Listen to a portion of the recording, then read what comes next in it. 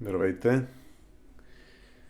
Днес ми попадна захарница от Сирио, Бянки Сирио. Може да представлява интерес за някой от вас. Покажем горе-долу какво е устройството. Елементарно е. Едно моторче има и един микроключ.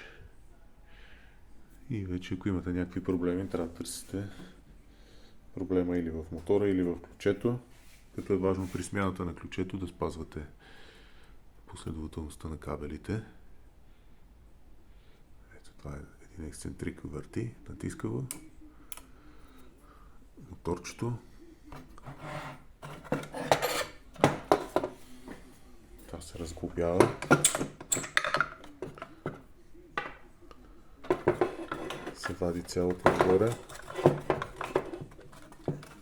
Естествено и това трябва да се развърти и се изважда това цялото нагоре и може да се почиства, защото забележете, много често срещано, както и тук, от влага захарта се напластява